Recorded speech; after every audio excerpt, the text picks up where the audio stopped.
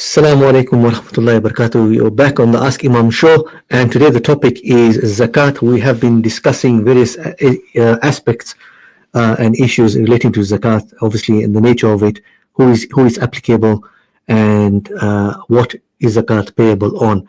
So, inshallah, we will continue in the studio. We do have Imam Muaaz, inshallah, who is the scholar who is explaining to us all the aspects of zakat, and we were talking about what is zakat due on what sort of assets. Yes. So just to quickly recap, we spoke about cash, hard cash or cash in the bank or wherever else you've hidden it, right? All of that you've got to pay zakat, and whether it be in pounds, in euros, in rands, in rupees, whatever it is, you've got to pay zakat on it. Yeah. Now, then we spoke about gold and silver, whatever form they're in. And we explained the nuances of 9 karat gold versus 12 karat gold versus 24 karat gold, etc. And so what you do is simply, when it comes to that item of gold, so say you've got a gold bangle or a gold bracelet or whatever, you weigh the item. So you've got a bangle which is 12 karat gold and it weighs 10 grams. You weigh the item and then you find out that what is the price of gold per gram, obviously. So if you've got 10 grams, and the gold price is X pounds per gram, then that's the total value of the item, and you're going to pay zakat on that 2.5%. And you check the value on the day you're paying the nisab, so it has to be on that day, right? Yeah, so you don't check the value on the day you're going to pay. You check the value on the day or on your nisab date. Yeah. So on the day it was due to you. Yes. It will say it's due 1st Jan, for example, right? Or let's make it Islamic, right? 1st Ramadan is due. Yeah. That's your zakat date, nisab date. But you're going to pay 15th, or you're going to pay Laylatul Qadr. So that's fine, no problem. But the calculation has to happen this day.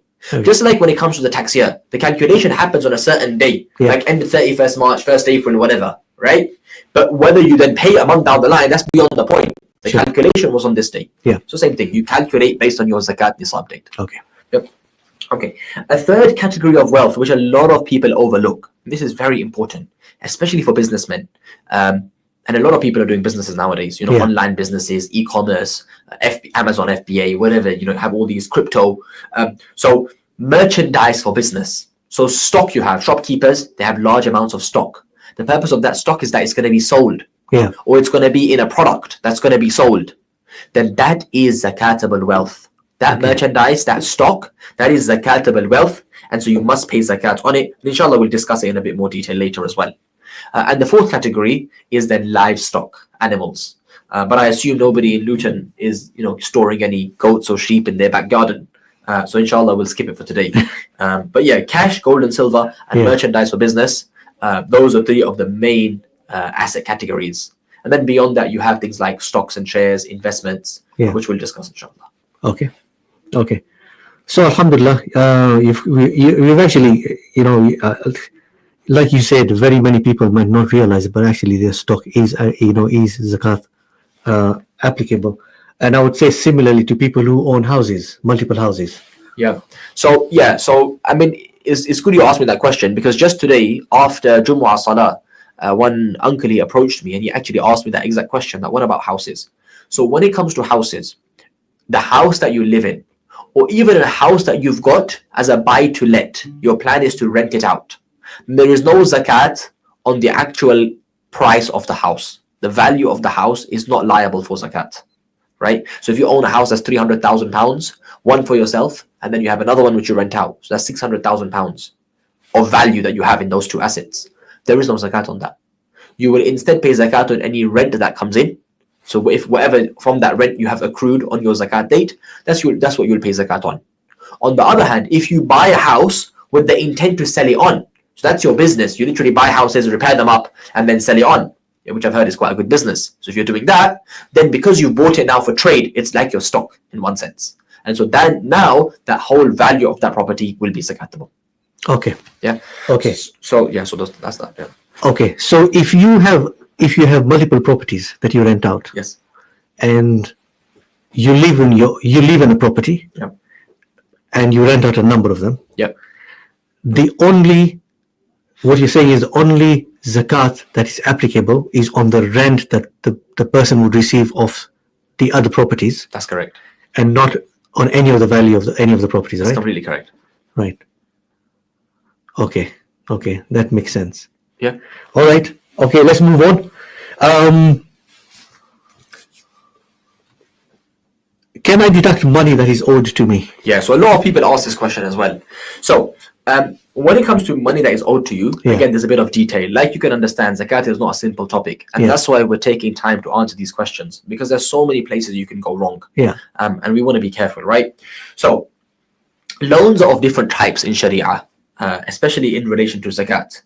So if you have given what you call zakatable assets on loan, so say you gave cash away to somebody. So typically you give loan as a money, right? So you gave money on loan to somebody, or you gave them gold or silver on loan, for example. Yeah.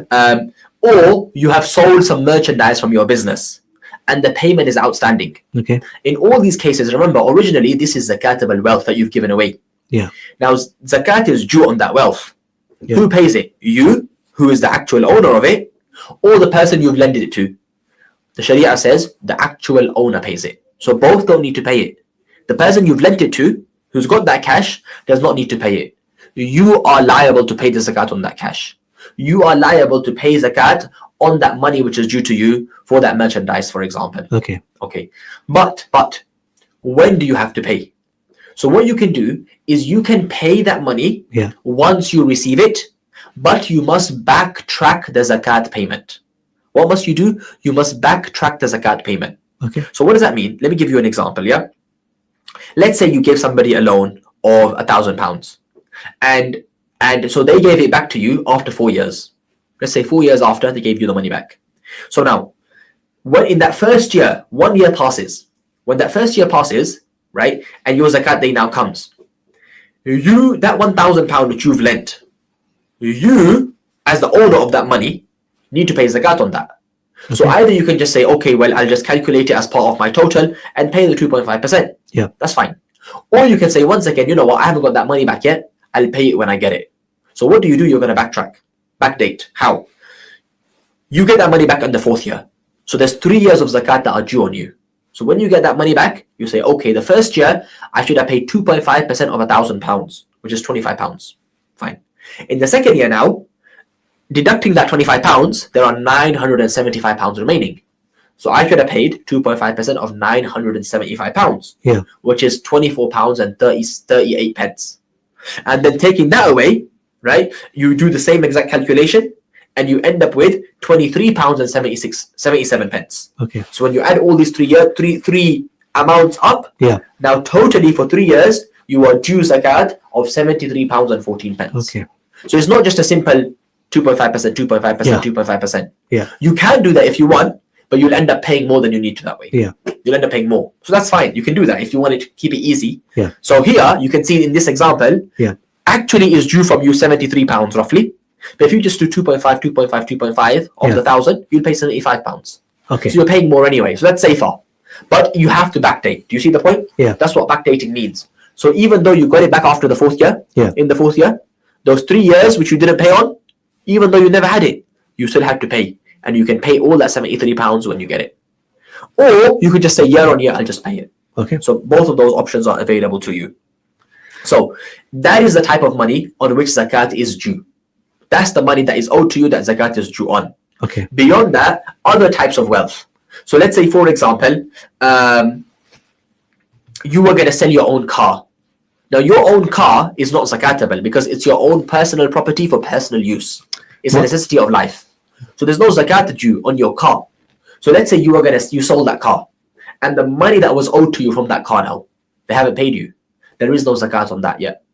Okay. Because that asset itself was not fundamentally zakatable. Okay. Do you understand? Compared to like I said, a merchandise or cash you've given, which is fundamentally zakatable. Yeah. Yeah.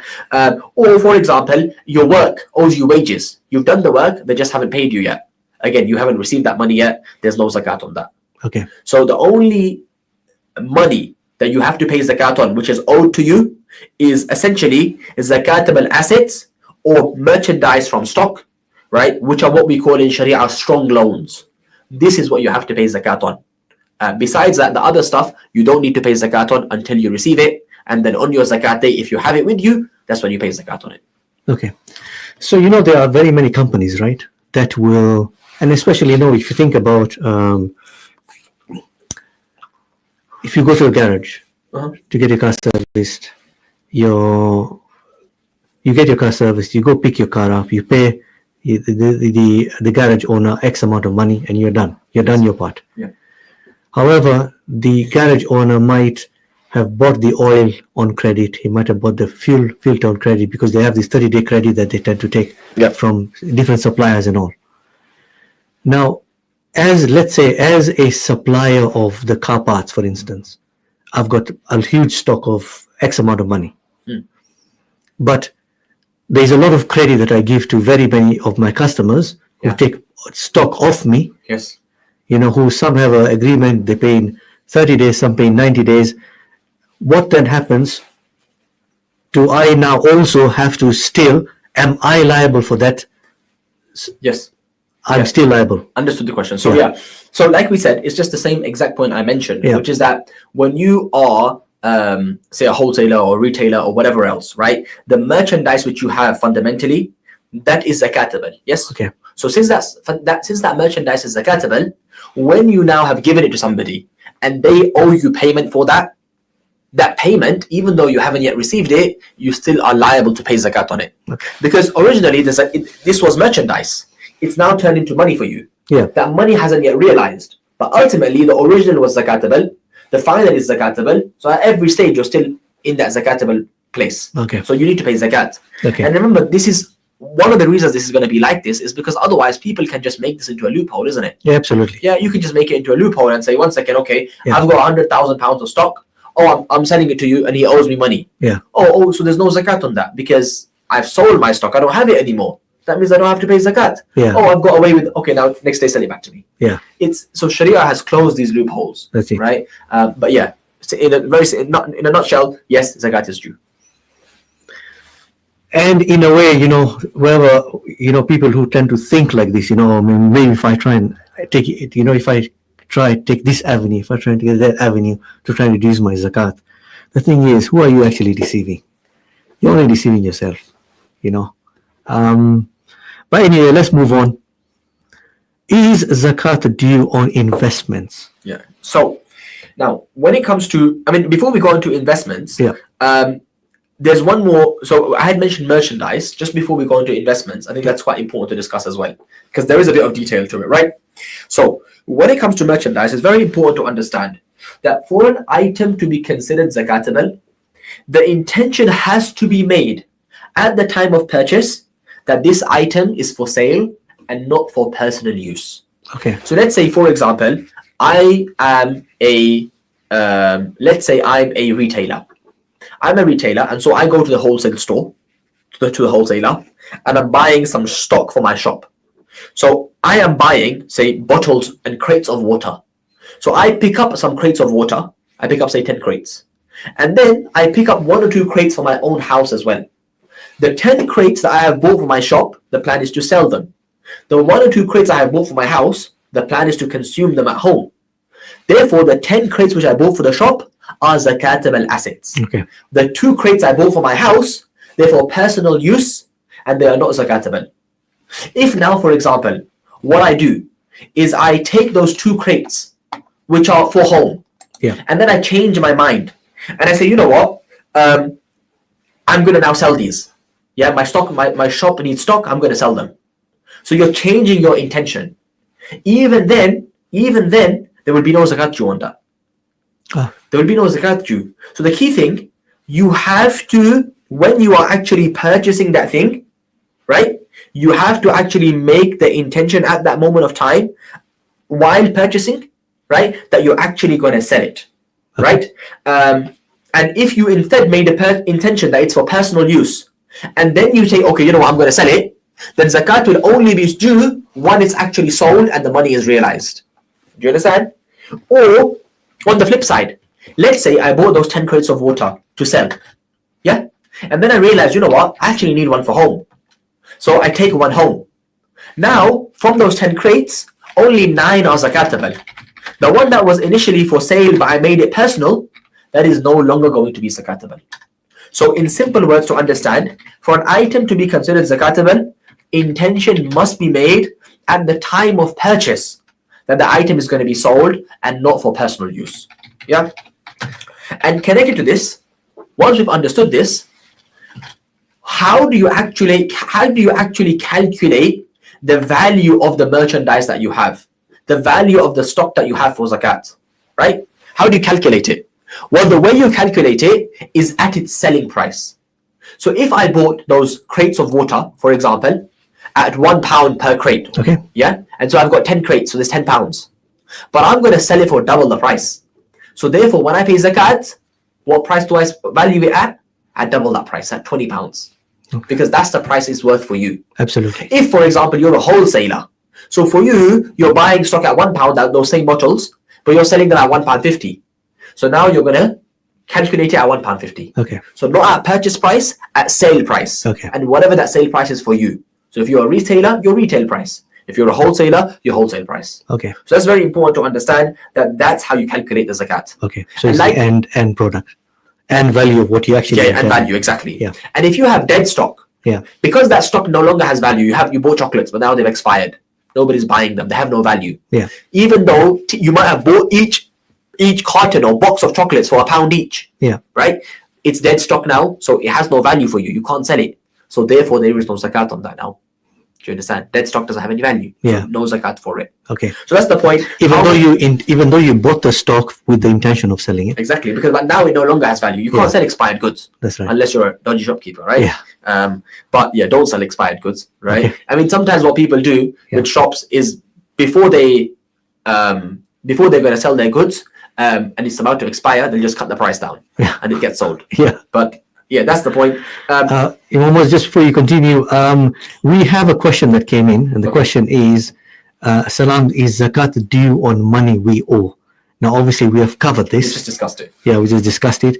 So, to the brother or the sister asking the question, yes, money that is owed to us, that is zakat applicable, and you would have to pay zakat on the value of whatever the amount is. So yes, we have gone and explained it a bit more in depth. However, I think it'll be unfair if we could go back into that question and try and answer it again, in more details, because we still have a lot to cover on zakat.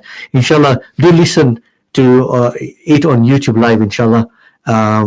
In a few days, it will be there. You might be able to catch the full answer. Yeah, or on Inspire FM as well, the recordings are there. But just to give the brother the short answer, is that yes, money that is owed to you, if it's cash, gold, silver, yes, zakat will be due on that.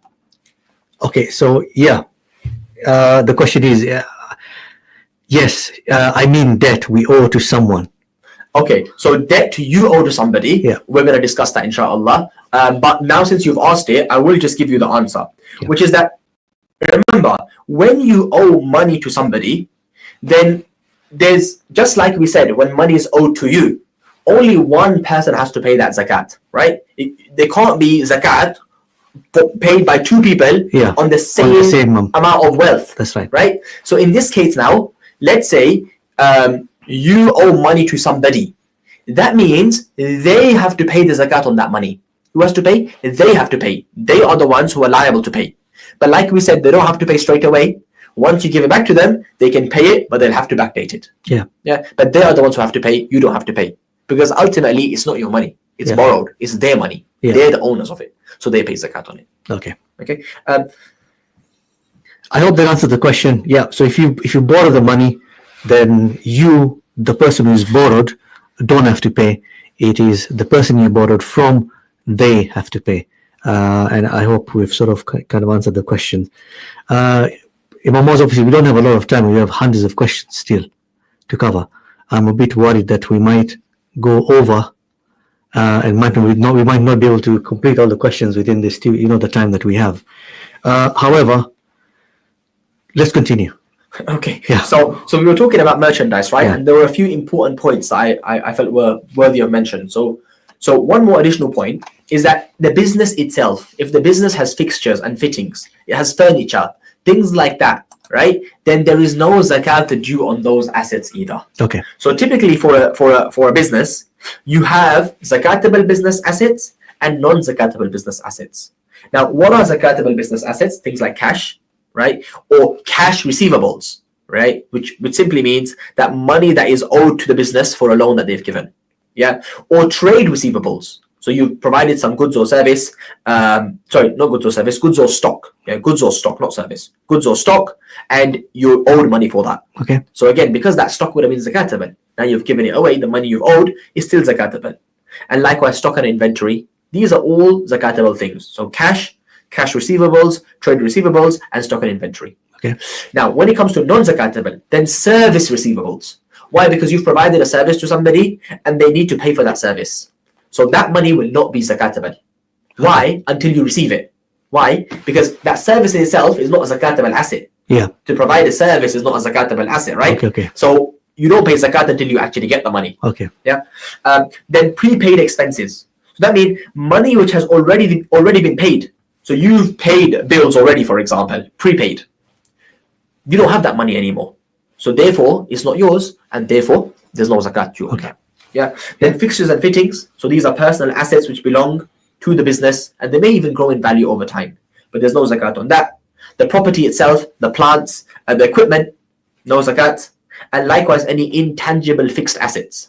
For example, copyright or trademarks or patents, all these kind of things are non-zakatable. Okay. So simply, what is zakatable? Cash, cash receivables, trade receivables, and stock and inventory. Okay. Okay. So what about shares and stuff like that? Yeah. So shares, investments, Yeah, so shares, investments, and also I think actually it's worth mentioning, because the brother did ask, but in relation to this, that when it comes to money you owe, he asked about money you owe to other people. Yeah. Right, like so you've lent somebody's lent you money. In that case, but what about money you owe, say, to a company for a bill, right? These kind of things. So these are actually, there are certain things that you can actually deduct from your zakat. So when you're adding up your assets, you're putting your cash together, you're adding your gold and silver value, you're adding the stock that you have, merchandise for your business, then you can deduct from that certain bills or deductibles. What are they? So any bill which is already due. So say for this month, you've used up gas and electric, and now they've said, oh, you're in debt £300. You owe that money already. Yeah. That can be deducted. You can't say, oh, next month I'm going to use gas and electric and it'll probably come to £300. So therefore, I'm going to deduct £300 for next month as well. Yeah. No. Only money you've already due. Okay. That's number one. That's for debts that are already due. Then when it comes to long-term debts, like a lot of people might have Islamic finance mortgage. So for long-term debts, which are like 25-year debts, you can't deduct the whole amount, or you'll never be paying zakat, basically. Yeah. You can, however, deduct whatever amount is due for that coming year. It's already due on you. So if you are due to pay £20,000 this year, you can deduct that £20,000 Okay. from your zakat calculation. And obviously, any short-term debt, which is debt that is already owed, so you're supposed to pay it to them, and that was the question the brother asked. Then again, you deduct that. You're not going to pay zakat from that. Okay. Yeah. So that's what you deduct zakat from. So things you can't deduct are future expenses, future bills. Also, interest money is non-zakatable. It's very important to understand. People get interest money in their accounts. Yeah. Or haram money that you have acquired somehow. Yeah. Interest money and haram money is not your money. Yeah. So therefore, there's no zakat on it. It doesn't matter if you pay zakat; it doesn't become yours. Somebody might be thinking, you know what? I've got some haram money. Let me pay 2.5% on it. I'll make it mine. Make it clean. Yeah, make it clean. It doesn't work like that. Yeah. The way to make that clean is to give it back to the person whose it is actually, the rightful person for that money. Yeah. A rightful owner. So if your business is making money from lottery tickets, from selling alcohol, you've got alcohol stock. You don't want to pay 2.5 zakat on that. It's not going to make it clean. Yeah. So unlawful money acquired through haram means there is no zakat on that. The way to deal with it is to return it back to its rightful owner. Yeah. With interest, you don't know who the rightful owner is typically. So then you give it to the poor, to people who are recipients of zakat, but without any intention of reward. So just giving it away. Yeah. With loads of istighfar. Of course, most importantly. So that's about bills and deductibles. Then you asked about investments and shares. Do we have time to go into it? Muaaz, no, unfortunately, we just have literally, I think we have about 40 seconds remaining. Okay. I am a bit cautious that obviously there are loads of questions that we really need to talk about in terms of zakat. Next week, inshallah, Yes. let us continue with this topic of zakat, and we will try and, what we'll do is, I think it'll be best for our listeners, if there are any questions that you have, Yes. please, you could send them in advance. We'll have a look at them, or you can also on the day itself, and we will try and answer them as best as we can. But you're listening to Brother Saber and Imam Muaaz. This is the Ask Imam show, and alhamdulillah, we've been talking about zakat. Inshallah, we will continue next week at 4 o'clock again. We'll be back on, so please stay tuned. Join us back next Jummah for another exciting topic of zakat. Assalamu alaikum wa rahmatullahi wa barakatuh. Coming up next, we have the Iftari Show. Prepare for Iftar with Inspire FM. Continue listening to Inspire FM. Inspire FM. رمضان الذي أنزل فيه